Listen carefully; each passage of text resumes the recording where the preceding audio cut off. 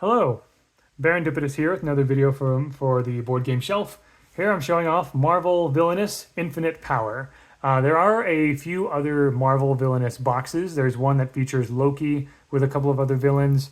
There's also one that features Venom and one that features Dr. Octopus. I've considered getting the one that features Loki, but in that one, it's really just Loki that my wife and I would be interested in, and not.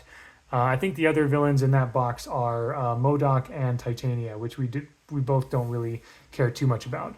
But most of the villains in here we do enjoy because my wife and I, we followed the MCU, the Marvel Cinematic Universe, a lot. Like, we watched a lot of Marvel movies up until Endgame. We lost interest after Endgame, after Infinity War and Endgame and all that. But up until and up to Endgame, we watched as many Marvel movies as we possibly could. A little bit of a different feeling here, a different cauldron, and like the power tokens and other things look a bit different. There are some slightly different mechanics, but by and large, it is pretty much the same game. Here we have 5 villains in here. First of all, we have, of course, the big guy himself, Thanos. Where's the... Oh, here we go. So, and yeah, so there's things like specialty cards and whatever. Slightly different like mechanics tacked on to the base Villainous system, but fundamentally it works the same. His objective is to collect these 6 Infinity Stones, and of course, in his deck, you would expect, like actually the Infinity Stones are represented by these hard cardboard cards as well, because they would be kind of like scattered in various places and whatever, right? But yeah, that is Thanos, and here is Thanos's piece right here, looking like a gauntlet, a mix of his gauntlet as well as his headpiece. Another cool Marvel villain is Hela.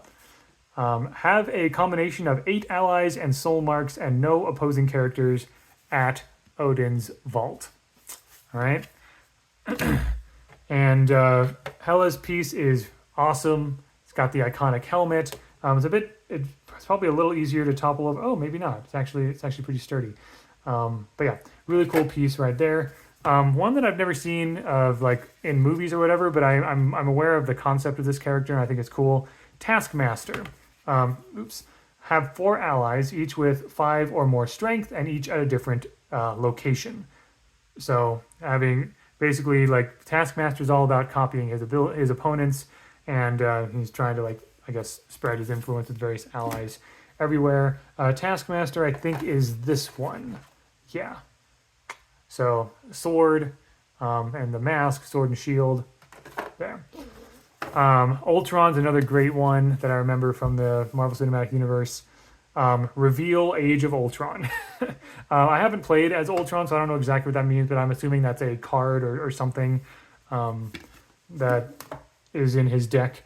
But yeah, here's Ultron's piece with a bunch of other like smaller robots around him. Very cool. And then finally we have Killmonger. I really enjoyed the first Black Panther movie. Take control of the mines and relocate 2 explosives to any domain other than your own.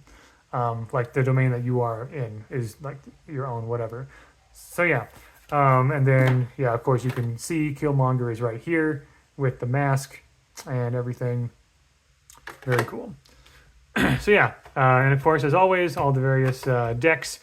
The Disney Villainous games have been played more than Marvel Villainous or Star Wars Villainous, so I don't know as much about these particular characters yet. But I'm happy to have them. I think these are really cool characters, and yeah, I just think it's neat, and I was very happy to have some of the more iconic Marvel villains in here, and of course the Fate cards would have various Marvel heroes to try to foil their plans. So, but yeah, this is awesome, and this is the only Marvel Villainous thing we have. So the next 2 videos will be Star Wars Villainous games. So yeah, thank you very much for watching. Hope you enjoyed. And until next time, all the best.